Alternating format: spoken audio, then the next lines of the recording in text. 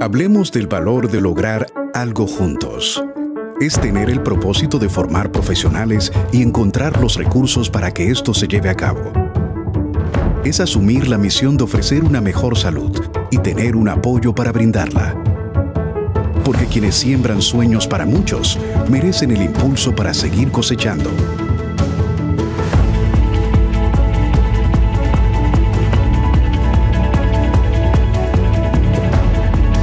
Con tus proyectos y nuestros aportes, juntos impulsamos el desarrollo del país. Bandex, Banco de Desarrollo y Exportaciones.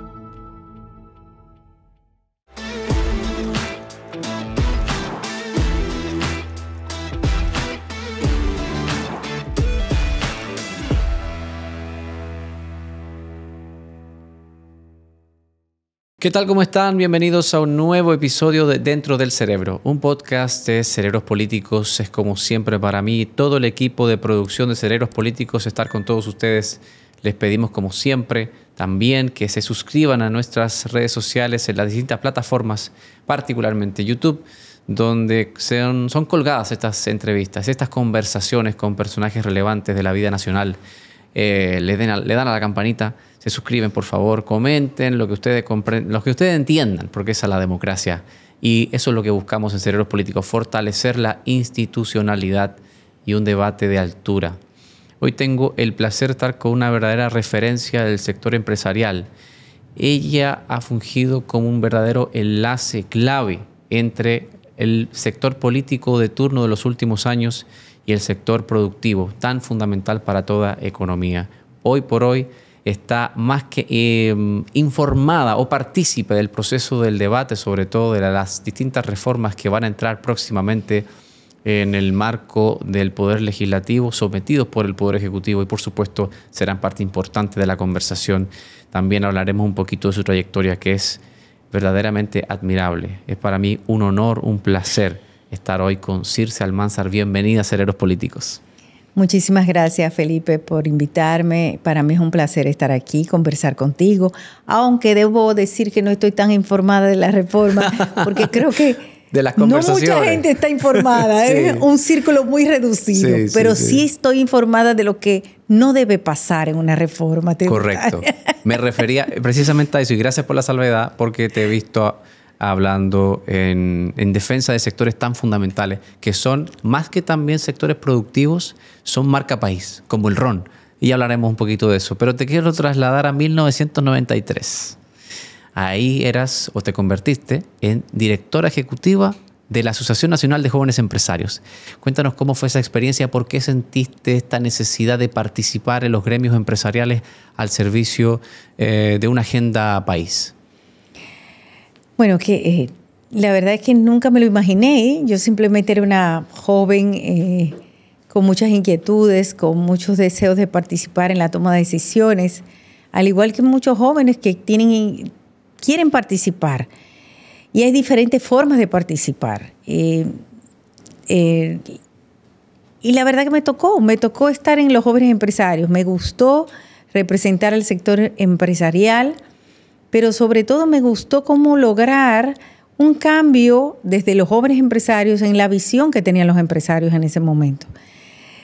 Siempre se veía, y eso es algo que pasó en Latinoamérica, en nuestro país se vio también un poquito más tarde, y era que teníamos un empresariado un poco ya con generaciones donde era más un empresariado que se dedicaba a defender sus intereses legítimos, pero no participaba en las discusiones institucionales, en las discusiones de políticas públicas, que no fueran más allá de lo que realmente involucraba directamente a un empresariado. Claro. Sin embargo, todos sabemos hoy en día que un sector privado, un empresariado, ningún sector de la sociedad, pero sobre todo el sector privado y el sector empresarial, no se puede desarrollar adecuadamente si no cuenta con un clima de inversión adecuado, con instituciones fuertes, con un Estado de Derecho fuerte y con una justicia transparente, idónea y que realmente haga justicia.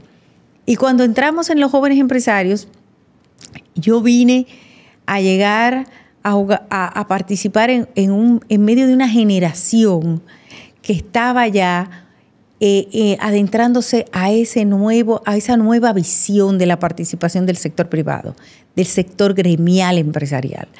Y eso fue para mí maravilloso. Me abrió las puertas para hacer política o a participar en las políticas públicas desde una visión empresarial. Uh-huh. Y creo que eso hace la diferencia.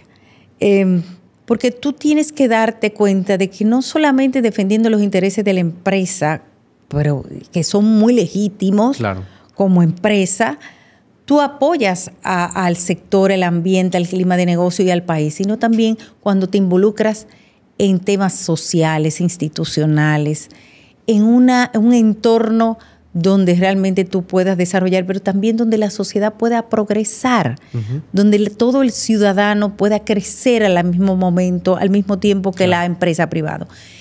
Y la verdad que eso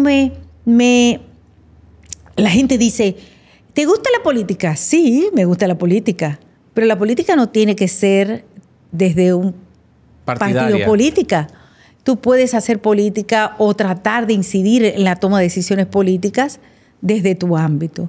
Y eso es lo que se llama participación ciudadana, participación social. Yo creo en eso.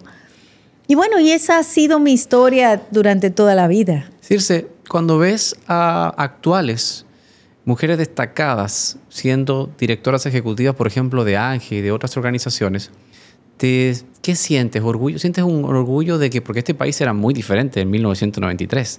Ahora la gente como que no sabe o no se da cuenta cuánto hemos avanzado en trabajar en la meritocracia. Meritocracia, más que la equidad y la igualdad y demás, sino que un tema de meritocracia. Todo lo que te has ganado, te lo has ganado a pulso. No por ser mujer, sino porque Circe Almanzar se preparó. ¿Te hace sentir orgullosa el hecho de que hayan muchas más mujeres hoy ocupando puestos importantes de relevancia en el debate nacional? Claro que sí, me gustaría tener más. Claro. De hecho, yo esperaba más en estos momentos. Pero me encanta ver cómo otras mujeres participan y creo que todavía tenemos que incidir para que más mujeres se atrevan y se atrevan a participar y entiendan que hay que jugársela. ¿Y qué es lo que es jugársela? No es jugársela haciendo algo mal hecho, no. Es emitiendo sus opiniones, sus consideraciones, tratando de participar con tu visión. Yo creo que la mujer todavía tiene mucho más espacio y tiene que darse cuenta de que hay que seguir apostando a la participación de la mujer. No podemos considerar que ya estamos en un sitial donde ya podemos acomodarnos. Uh-huh. La mujer todavía necesita que nos apoyemos más, que nos demos cuenta de que hay que prepararse más, que para una mujer tener un sitial todavía tiene que esforzarse más que el hombre, lamentablemente. Eso pasa, pero eso pasa cuando tú tienes que lograr peldaños y encontrar espacios, porque siempre que tú estás en una situación de debilidad, tú te tienes que esforzar el doble de lo que se esfuerza el que lo tiene ganado. Y yo creo que a veces las mujeres nos estamos acomodando un poco. Y cada vez que me siento con mujeres más jóvenes, le digo, no nos acomodemos. No sintamos que ya tenemos todos los peldaños ganados. Hay mucho espacio todavía por conquistar. Hay muchos tabúes todavía. Hay mitos que hay que enfrentar. Estereotipos que hay que también estar cambiando culturalmente. Todavía vemos los feminicidios son el producto de que todavía tenemos esos estereotipos muy arraigados y solamente eso se combate con mucho esfuerzo, con mucho tiempo, con políticas públicas, pero también con un trabajo dedicado, con esfuerzo. O sea que me siento orgullosa, pero creo que hay que dar un poquito más y tenemos que seguir llegar dando. Más lejos. Podemos llegar más. Hablando de llegar más lejos, en un país mucho más grande que el nuestro, uno de los más importantes de América Latina, de tradiciones, digamos, bastante arraigadas, un país realmente conservador en muchos sentidos como México, acaba de elegir a su primera presidenta mujer de la historia. Tengo que preguntarte, Circe, en tu experiencia, ¿qué tan lejos podemos estar de esa posibilidad de que por fin veamos a una mujer presidenta de la República? Si tú supieras que yo lo veo más cerca que hace 10 años.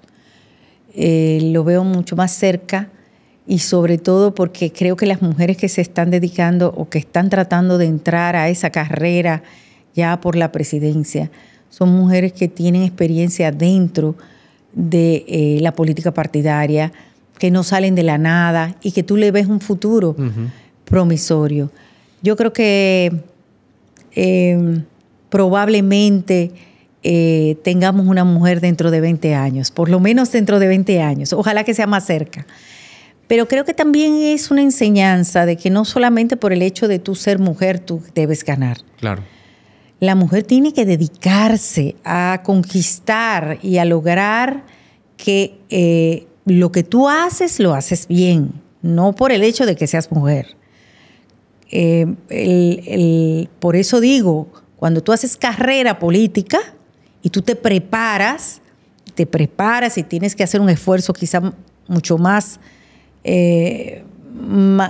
profundo que el que hace el hombre por la debilidad que tiene la participación femenina, pero puedes llegar y tienes mérito de llegar. Lo que no quisiera es que escojamos una mujer simplemente por llenar un check, que eso es lo que hace que se atrase también la agenda. La discriminación positiva es importante, pero la discriminación positiva sin un apoyo, sin una estructura, sin formación a la mujer, no te sirve de nada en la política. Por ejemplo, yo decía, qué pena que tengamos 175 o 192. ¿Cuánto es alcaldías a nivel? 158 municipios. 158. Y tú dices, bueno, la mayoría son vicealcaldesas las candidatas. ¿Pero por qué? Porque llenaste una cuota. No necesariamente porque la preparaste a la gente para ser alcalde. Yo creo que tenemos que llegar a que la mujer tenga la preparación suficiente para que realmente asuma el puesto que le corresponde. Vamos poco a poco, por eso el tema de la discriminación positiva y las cuotas son importantes, pero son importantes siempre y cuando tú de verdad garantices una preparación de la mujer, pero también una cuota efectiva, no simplemente por hacer un check. Claro. Llené, igual que pasó con las vicepresidencias. Entonces, eso es algo que tenemos que ir avanzando. Circe, mencionabas anteriormente de que te gusta la política y la política pública, pero no necesariamente la partidaria, sino desde la perspectiva empresarial. Pudiera decirse que los políticos muchas veces meten la pata cuando hablan de más, porque sienten esa libertad. Si viéramos, ¿te parece justa la noción de que el empresariado tiene que muchas veces morderse la lengua y el político habla más libremente, pero ambos tienen que entenderse en ese sentido? Es decir, ¿cuántas veces te has tenido que morder la lengua a lo largo de los años para no decir, pero ¿por qué estamos viviendo esto? ¿Por qué yo tengo que lidiar con esto? En función de un objetivo, que es aprobar una ley o impedir que una ley perjudicial sea aprobada. Yo creo que esa es el gran mérito que tiene todo aquel que tiene que negociar una reforma, ¿verdad? Cómo lograr incidir en la implementación de una reforma o de una medida administrativa, a pesar de que no tienes el poder para hacerlo, ¿verdad? Claro. Y de eso se trata, el tú tener el saber defender tus ideas y de saber defender las posiciones que tú representas de manera legítima. Y eso es la democracia.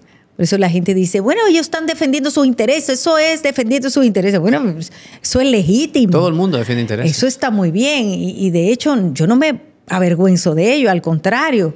Creo que eso es parte no solamente de la democracia, sino lo que hace que podamos contar con políticas públicas que realmente sean acordes a los intereses de todos los sectores que están en la sociedad.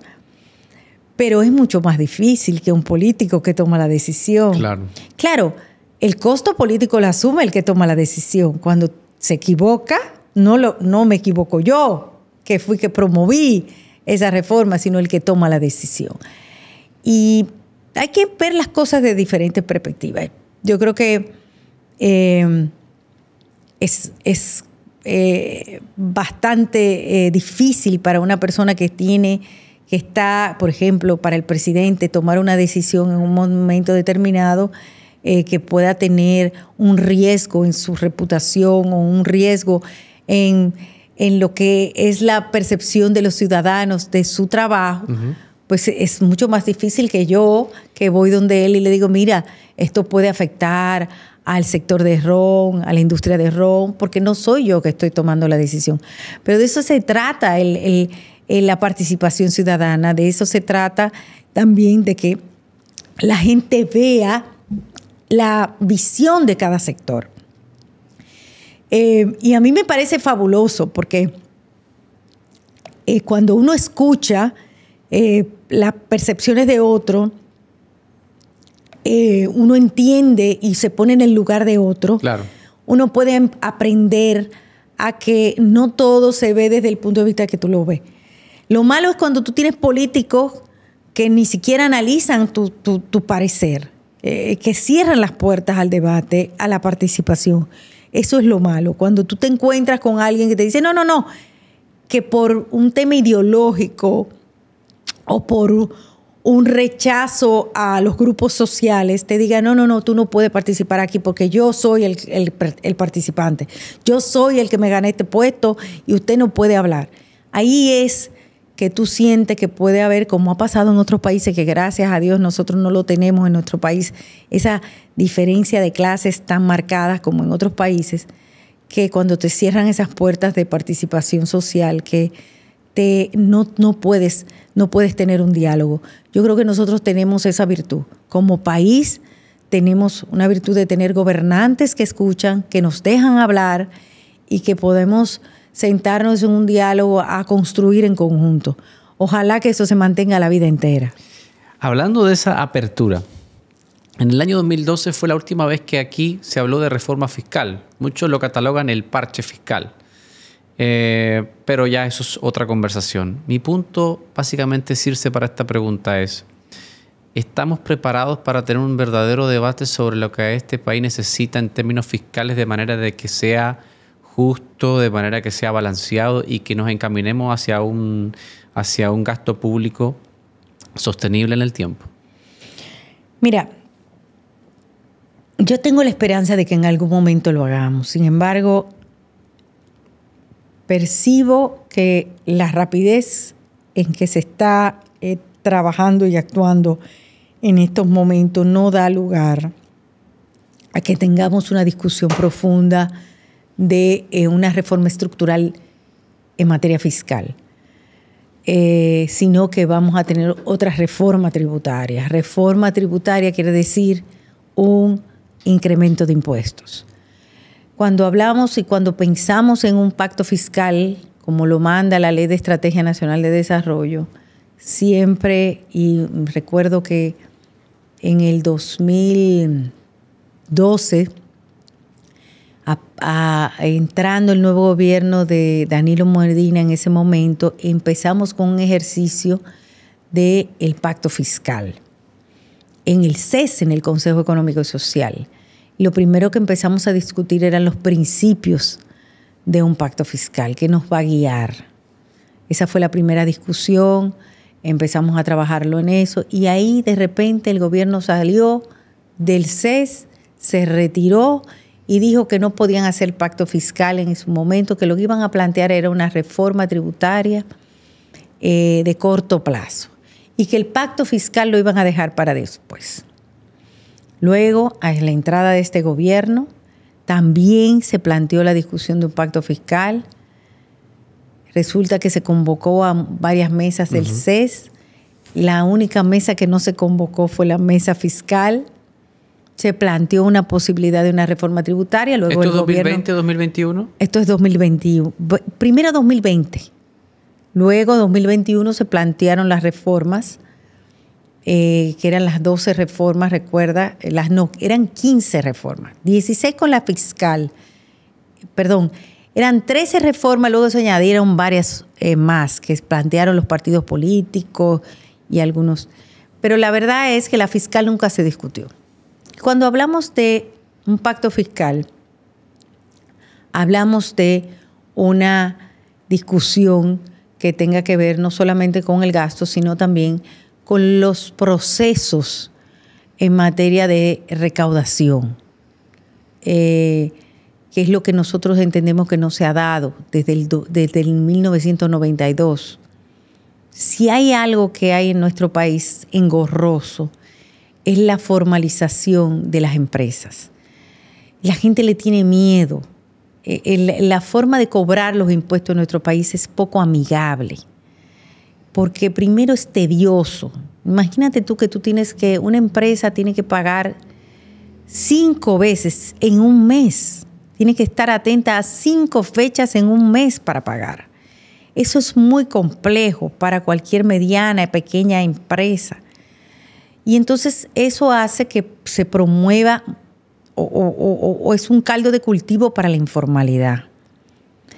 Pero al mismo tiempo tú tienes un código tributario que tiene procedimientos que pudieran ser mejorados con la tecnología de la información. Vemos que hay una ley que se aprobó de la factura electrónica, pero nosotros necesitamos también contar con mecanismos de incentivo para que la gente vaya a la tributación, se motive a tributar. Igual también buscar esquemas donde tú combines la parte laboral con la parte fiscal, la parte de la seguridad social con la parte fiscal, más vinculado, que haya un cruce de información, que combata la informalidad, que podamos aumentar la base tributaria. Nosotros hemos tenido un problema a nivel de la base tributaria, que es lo que te impide que la presión tributaria te incremente. Nosotros hemos aumentado impuestos desde el 92 a la fecha, y digo aumentar impuestos porque las reformas solamente lo que han hecho es aumentar impuestos desde el 92 a la fecha, o sea, después del 92, aproximadamente 10 veces. Y sin embargo, nuestra presión tributaria no se incrementa. ¿Por qué? En 32 años. Exactamente. ¿Por qué? ¿Qué pasa? Se erosiona la base tributaria. Lo que tú vas a generar con un incremento supuestamente de tasa impositiva se te va por la erosión de la base, por el desvío del consumo, o porque esa gente que iba a tributar se volvió a la informalidad, o porque se desapareció ese negocio y fue a la informalidad el negocio. Entonces eso es lo que vemos y estamos viendo cuando te hacen una propuesta de reforma tributaria, que te ponen un análisis de cuánto se va a recaudar con esta propuesta. Te hacen un Excel. Eso lo vimos en el 2012. En el 2012 había un Excel que era medida de incremento del ITEVI o de aumento de la base del ITEVI al azúcar, al café, al aceite, de tanto por ciento. Esto va a recaudar tanto.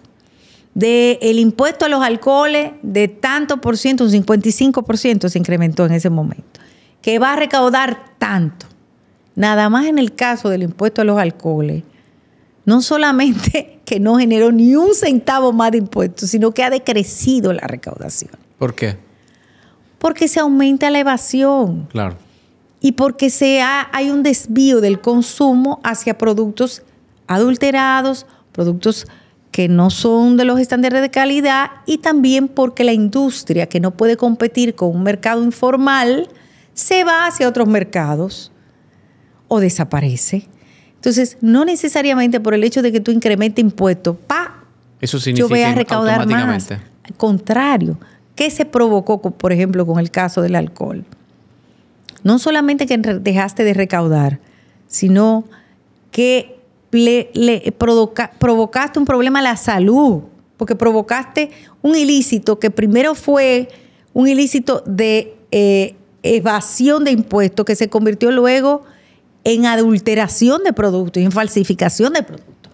Porque así es que van manejándose las estructuras mafiosas. Se van creando con un incremento. Imagínate tú, nada más para el ron de bajo precio, la bebida de bajo precio, por cada botella, por cada 100 pesos que tú consumes o de producción de ron, 60 pesos son de impuestos. Eso es un incentivo perverso para el ilícito. Claro. porque tú te lo ganas todo. Pero es más, pongamos el ejemplo de que quizás no se lo ganen todo, paguen un poquito de impuestos, pero aún así el margen es amplio. Es muy amplio. Entonces llega un momento en que tú tienes que ver que no solamente es decir, bueno, yo voy a incrementar los impuestos, sino que tú tienes que cambiar la estructura. Y eso es lo que yo no sé si estamos ahora mismo en el momento preparados. Sabemos que hace falta una reforma tributaria desde hace tiempo para cubrir el déficit fiscal que tenemos. Porque es el déficit fiscal que tiene el país, que no es de este gobierno, sino que viene desde lejos, pero que después de la pandemia se ha incrementado. Es un déficit que hace que todos los años tengamos que endeudarnos más. Bien, pero si nosotros vamos a seguir aumentando impuestos, no solo para reducir el déficit, sino también para seguir aumentando los gastos, no vamos a estar en nada. La gente entiende, o hay un argumento ahí, quizás sea una premisa errada, decir que con la reforma habrá menos impuestos y por ende un menor endeudamiento. ¿Es tan sencillo de explicarlo de esa manera? Es que nosotros tenemos un país, y el mismo presidente de la República decía, necesitamos una reforma tributaria para incrementar los servicios. Lo decía el presidente. Pero ¿qué pasa? Sí sabemos que necesitamos más servicios a la población, pero tenemos un déficit de 2 puntos y pico % del PIB. Entonces, ¿es para cubrir el déficit o para aumentar los servicios y los gastos? Claro está, nosotros necesitamos hacer una combinación. Y yo creo que ese es el ánimo del presidente, de hacer una combinación de, yo no diría de reducción del gasto, sino de racionalización del gasto y de mejora del gasto público para hacerlo un poquito más sostenible y que realmente tenga un retorno mayor sobre los ciudadanos, pero también para poder reducir el déficit y que no sigamos endeudándonos, porque el problema del déficit es que ya nosotros vamos por prácticamente el servicio de la deuda combinado con el gasto de educación se llevan prácticamente el 50% del presupuesto, más del 50% del presupuesto de la nación. Es cierto, pero si seguimos con el déficit, vamos a tener más intereses de la deuda. Entonces tenemos que buscar la forma de racionalizar el gasto, no incrementarlo y bajar el déficit. Pero esas son fórmulas que es lo que tenemos que encontrar ahora mismo. Esas fórmulas, lo que nosotros decimos como representantes del sector privado, y en este caso específico mío, que ahora mismo soy portavoz de la industria del ron, es no creo que lo prudente sería un incremento a las bebidas alcohólicas como estaba planteado en el 2021, porque lo que puede provocar esto es mayor daño a la salud de la población por el ilícito, menos recaudaciones y un daño significativo a la industria. Eso es lo que estamos diciendo. Circe, hemos visto el rechazo previo al debate real de la reforma fiscal de los partidos políticos de oposición. Hay una tensión en el ambiente con respecto a ciertos sectores de la sociedad civil que también hablan de su preocupación con respecto a esta reforma tan necesaria, y la industrias tan relevantes como el ron, organizado Senado PRON, del cual eres representante y vocera, también tienen sus reservas con respecto a lo que pudiera venir. ¿No te preocupa que esta combinación de factores, una vez sea presentado formalmente una propuesta de reforma, complique la situación de gobernabilidad en el marco del entendido de que ni siquiera ha comenzado el segundo periodo del presidente Abinader? Yo creo que el presidente ha apostado a hacer estas reformas en este momento lo más rápido posible para poder tener un poquito más de holgura en su nuevo gobierno. Esa es la impresión que tengo. Y creo que inclusive lo ha dicho, que él quiere poner la casa en orden para poder ejecutar su gobierno de manera más cómoda cuando inicie el próximo cuatrienio. Claro está, siempre sabemos que, y yo que he tenido ya bastante experiencia trabajando con otros gobiernos, que los segundos gobiernos son más complejos. Pero también pueden significar un gran legado si tú sabes ejecutar medidas que realmente dejen que tú aportes tu grano de arena para que el país pues pueda mejorar. Yo recuerdo que en el segundo gobierno del presidente Medina se trató de impulsar el pacto eléctrico para reformar el sector eléctrico, que es tan necesario. Lamentablemente no logramos hacerlo. No se logró hacer en ese cuatrenio, ni tampoco se hizo en este. Y cada vez se pone peor la situación. Yo espero que quizás en este cuatrenio se pueda ejecutar. Claro está, el pacto eléctrico que hicimos en ese momento, habría que volverlo a revisar nuevamente porque fueron sobre variables que ya no existen ahora mismo. O sea que los números que se estimaron y las proyecciones para poder... Porque ¿qué era el pacto eléctrico? El pacto eléctrico básicamente era un acuerdo para aplicar la ley general de electricidad como está planteada en el sector eléctrico. Eso era eso. Como tú tenías un desorden tan grande en el sector eléctrico de tantos años, lo que se hizo fue acordar un plan para aplicar, sincerizar el sector, aplicar la tarifa que no le costara tanto a la población que estaba acostumbrada y tú empezar a focalizar los subsidios. Básicamente era eso, reducir pérdidas, aumentar el abastecimiento de energía y hacerlo de manera escalonada para que no sufriera la mayoría de la población y que pudiera lograrse el equilibrio financiero que necesitan las sedes para poder operar. Claro, eso era sobre la base de los números en el 2017, imagínate tú. Ya eso ha cambiado. Pero lo que te digo es que un cuatrenio, el segundo cuatrenio de un gobierno debería servir para dejar resueltos problemas fundamentales de nuestro país. Nosotros tenemos 3 problemas fundamentales que aún persisten. Nosotros tenemos un problema fundamental del sector eléctrico que no se ha podido resolver, el problema fiscal que tiene que ver con la estructura fiscal, no solamente a nivel de impuestos o tasas impositivas, sino de la estructura tanto del gasto como del ingreso. Y después tenemos el tema educativo, que se hizo un pacto, pero que ese pacto realmente no ha logrado ejecutarse de la manera... Tú dirás, que falta la reforma laboral. Para mí, dentro del pacto fiscal habría que abordar todo eso. Yo, por ejemplo, pienso que la seguridad social no amerita una reforma profunda. Yo creo inclusive que dentro de la reforma más importante que hemos tenido como país está la reforma de la seguridad social, porque no solamente es lo que nos ha garantizado el crecimiento económico de los últimos años, porque el ahorro que hemos tenido ha provocado no solamente es el empuje de los sectores financieros de este país, el empuje también de muchísimos instrumentos financieros que han servido para el sector privado también. O sea, todas las bondades que ha tenido la seguridad social, pero también nosotros tenemos seguro de salud. Señores, aquí no se tenía seguro de salud. Aquí lo que se tenía era algunas igualas de salud, de seguro, para algunos escasos segmentos de la población. Y el seguro social que estaba prácticamente quebrado.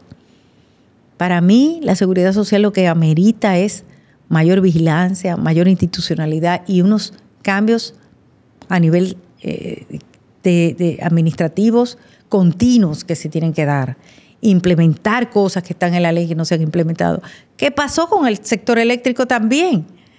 Porque el sector eléctrico lo que pasó fue que empezó a dejar de aplicarse la ley como lo mandaba. Y entonces empezó a desvirtuarse, a distorsionarse el sector. Y eso es lo que no deberíamos dejar pasar con la seguridad social, que no se distorsione el sistema. Y que se encaminen las cosas que hay que encaminar, porque también hay aspectos que hay que ajustar. Hay temas que no se han podido lograr en la seguridad social, por ejemplo, aspectos que hay que todavía debatir en el Consejo de la Seguridad Social que no se han podido debatir. También el tema de las inversiones a nivel del sistema previsional, cómo garantizar mayores inversiones para mayor rentabilidad del ahorro. Aquí y afuera, en el extranjero. Exacto, afuera, que hemos tenido ese debate durante años. Pero bueno, yo le digo, para mí esas son las 3 reformas, y lo dice la misma Estrategia Nacional de Desarrollo, lo decía, porque todo el mundo sabe cuáles son los temas pendientes que tenemos a nivel estructural. Sí tenemos un tema de cultura institucional, tenemos que seguir profundizando el fortalecimiento institucional en nuestro país, que se debilita mucho, sobre todo por la impunidad. Creo que es un tema más que nada de impunidad, que hizo que los estamentos institucionales se fueran desequilibrando, se fueran debilitando, pero eso se puede lograr con mayor empuje. Y la sociedad lo demostró cuando lo pidió y cuando lo ha pedido, cuando está clamando porque haya menos impunidad. Uh-huh. Pero si el presidente, y creo que es el interés del presidente Abinader, deja esas 3 cosas por lo menos encaminadas, yo creo que podría realmente dejar un legado importante en nuestro país, y eso es lo más importante. La palabra legado la tomo para preguntarte una cosa en una perspectiva de tu carrera, por lo menos del 93 a la fecha, porque hay varios presidentes que han pasado por Palacio Nacional, tú desde una perspectiva empresarial forjando políticas públicas. Entonces me gustaría preguntarte cuál fue, digamos, una línea maestra desde el punto de vista del fortalecimiento del sector productivo bajo la presidencia de Balaguer, bajo la presidencia de Leonel Fernández, de Hipólito Mejía, de Danilo Medina y de Luis Abinader. Bueno, yo pienso que nosotros hemos pasado por una... y cuando hablo del sector productivo, estoy hablando del sector real de la economía, porque el sector empresarial es muy amplio. Sí. Entonces yo me coloco con el sombrero del sector real de la economía, que era el que siempre representé, por lo menos cuando estuve en la Asociación de Industria de la República Dominicana. Nosotros pasamos por unas etapas que también a nivel mundial, que condicionaban la opinión y la visión de muchos gobernantes. Condicionan todo entorno internacional y las políticas públicas a nivel mundial condicionan o tienen influencia sobre la visión de los gobernantes de turno. Y nosotros habíamos pasado de un modelo de sustitución de importaciones en nuestros países latinoamericanos, donde se protegió a la industria nacional, se protegieron los sectores productivos para poder crear enclaves en el sector privado, a un modelo neoliberal de globalización, de apertura de mercados. Uh-huh. Y eso fue un cambio muy radical para un sector privado, sobre todo en República Dominicana, donde tú no tenías una cultura de intercambio comercial así muy grande, salvo, por ejemplo, algunos sectores de la economía que tenían, por ejemplo, el azúcar, el cacao que se exportaba, como decían, la industria de la alegría, la industria del azúcar, que era nuestro país. Después, toda la industria era muy dirigida al mercado nacional, era un mercado más de enclave, uh-huh, más dirigido. Y estaban las zonas francas que se habían aprobado para eso, para atraer empresas internacionales que ensamblaran en nuestro país y prácticamente crear empleos y exportaciones.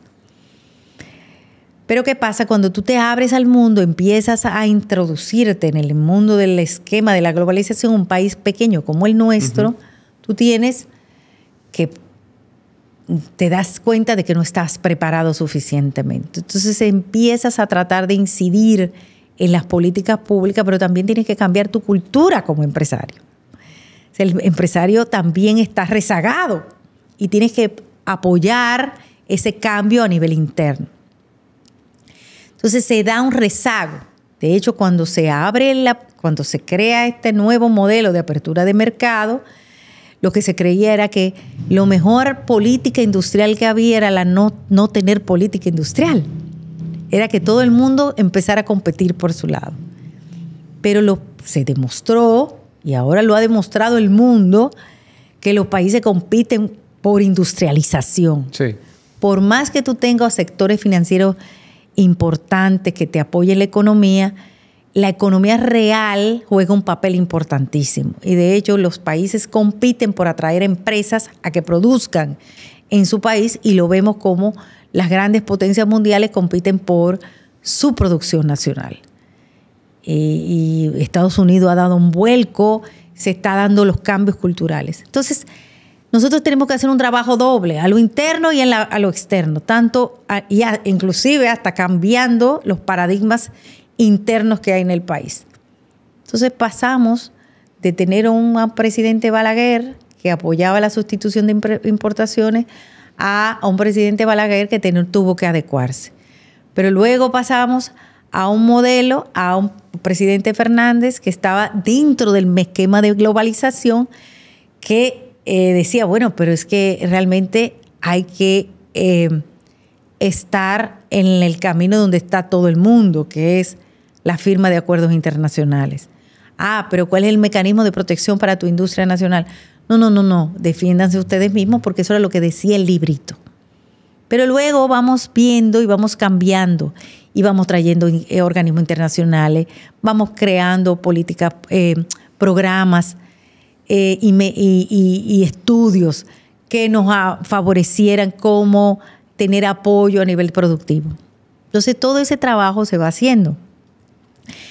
Y vemos que en el 2004 se firma el acuerdo del DERECAFTA, que ya era la situación ya más calamitosa para el sector productivo nacional, porque tú te tenías que enfrentar con la gran potencia mundial que es Estados Unidos, de tú a tú. Nosotros partíamos de un esquema de la iniciativa del Cuenca del Caribe que te daba participación en todo el mercado americano a cambio de nada. O sea, nosotros estábamos acostumbrados a exportar libremente hacia Estados Unidos sin que ellos tuvieran libre importación hacia Dominicana, sino que tenían que pagar aranceles. Y entonces ahí teníamos que buscar mecanismos para promover el mayor desarrollo productivo nacional. Entonces ahí se abre el diálogo, un diálogo más constructivo, de reformas estructurales internas también, y cada quien tiene yo diría que todos tienen su forma de trabajar, pero sí hemos ido ganando en participación. Ningún gobierno ha sido menos abierto que el anterior. No sé si me explico. Claro. O sea, nadie se atreve a cerrar las puertas, todo lo contrario. Y cada vez más abiertas. Bueno, por lo menos... Más que el anterior. Por lo menos se abre. Y yo creo que ha sido muy positivo. Yo espero que esto se mantenga y que sea de verdad profundo. Nosotros tuvimos un trabajo bellísimo en el 2012, cuando hicimos un congreso industrial, que fue un trabajo con los partidos políticos, con los candidatos presidenciales, donde se firmó un acuerdo entre todos. Lo hicimos primero en el 2007 y luego en el 2011 antes de las elecciones. Y luego de ese pacto que se firmó para lo que se llamaba políticas de desarrollo industrial, se creó una mesa de seguimiento con el gobierno de turno en ese momento para la ejecución de todos esos programas que estaban establecidos ahí. Y la verdad que se cumplieron. Y fue un trabajo muy bueno. Se cumplieron muchas de ellas. Y en esta ocasión también se seguía trabajando con muchas mesas. Da el caso, por ejemplo, de la mesa de ilícito, que le dimos seguimiento y continuidad. Yo espero que se mantengan esas acciones. Eso fue muy positivo.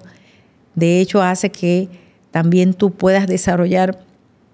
A veces es hasta, yo diría que a veces es hasta bueno para los gobiernos más que para el sector privado. Claro. Porque tú terminas teniendo una conversación tan cercana con los gobiernos que dejas de decir lo que te disgusta por la prensa. Entonces los gobiernos se sienten más cómodos. Claro, porque nos decimos las cosas a puerta cerrada, en lugar de tirarnos en los medios. Es una dinámica interesante para los mismos gobiernos. Yo creo que ha sido muy bueno para ellos. A veces me gustaría más decir las cosas públicamente para que la gente se entere. Pero volvemos a lo mismo, se muerde la lengua en función de un bien común. Exactamente. Circe, en estos años de recorrido, estando en la primera línea de batalla desde el sector empresarial, que es casi más fundamental que el gobierno de turno, porque los gobiernos van y vienen, pero el sector productivo se mantiene mucho más tiempo de manera más estable, vamos a decir. ¿Has tenido que sacrificar algo? ¿Te arrepientes de algo o harías exactamente el recorrido idéntico al que has vivido en estos años? Yo creo que todo tiene su momento y todo. Quizás yo hubiese, la decisión que tomé de retirarme, quizá debía haberla tomado antes. ¿Por qué? Porque pienso que lo que estoy haciendo ahora se necesita. Se necesita con más empeño. Ojalá haya mucho más gente que lo haga. No todas ¿Qué pasa? Los gremios empresariales y los sectores organizados juegan un papel importante en la sociedad. Muy importante. Yo creo mucho en ellos. Pero hay aspectos que los gremios no pueden dedicarle tanto tiempo, como por ejemplo lograr una reforma estructural para un subsector productivo, o lograr una alianza estratégica para algo, para lograr un fin, o lograr eliminar una traba que afecta a un sector específico, o lograr hacer una alianza pública-privada con el gobierno, o lograr una normativa para promover el desarrollo de un nuevo sector económico.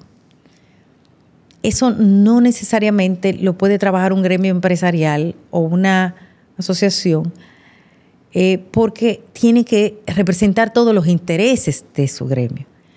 Entonces, los profesionales como nosotros podemos jugar un papel importante, legítimo, porque eso es una carrera que a veces se ve peyorativa por lo que ha pasado y las malas prácticas que han habido en otras ocasiones, porque se tiende a confundir lo que es el promover cambios y políticas con gobierno, con regulaciones, también alianzas estratégicas con, por ejemplo, el hombre del maletín en su momento, ¿verdad?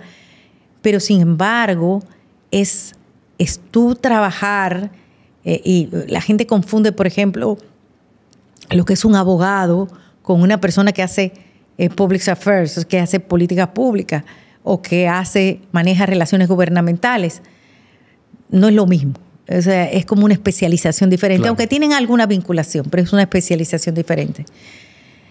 ¿Y qué pasa? Hay muchas empresas grandes, muy grandes en nuestro país, que pueden darse el lujo de contar con profesionales internos para hacer esos trabajos, pero no todo el mundo lo puede hacer. Entonces, nosotros venimos a jugar un rol importante para representar a aquellos sectores que también unidos pueden hacer más, porque tienen más fuerza que representando una sola empresa. Y de eso se trata. Si yo hubiese salido quizás antes, quizás no estábamos preparados para eso, pero pienso que hay un vacío y creo que hay que seguirlo trabajando. Y me siento orgullosa de haber tomado la decisión de hacerlo. Quizá un poquito viejita para lo que yo debía haber estado. Por supuesto que no, por supuesto que no. Circe, definitivamente seguiremos hablando de este tema. Te seguiremos dando seguimiento a los medios porque las próximas semanas lucen interesantes para este debate tan fundamental que es el tema fiscal. Pero yo tengo fe de que el gobierno no va a entender nuestros planteamientos. Nuestros planteamientos son... hablan por sí mismos. Los números están ahí. O sea, nosotros lo que estamos llamando la atención de que realmente hay evidencias, porque cuando tú hablas de manera empírica, como esto me va a afectar, esto me va a hacer daño, todo el mundo dice, no, ellos están exclamando por sus intereses, pero nosotros estamos hablando con números. La reforma del 2012 a los alcoholes ha provocado una disminución de un 30% en las recaudaciones y hemos tenido la más baja recaudación de impuestos a los alcoholes en los últimos 20 años, en el año 2023. El llamado sería no repetir los errores del pasado. Exactamente. Circe, te agradecemos mucho tu tiempo. Gracias. Y seguiremos viendo este debate tan interesante, tan fundamental para todos nosotros. Gracias de verdad. Gracias a ti. Y a ustedes muchísimas gracias. Aprovecho de agradecer también a nuestros patrocinadores que hacen posible el podcast Dentro del Cerebro. Hasta la próxima.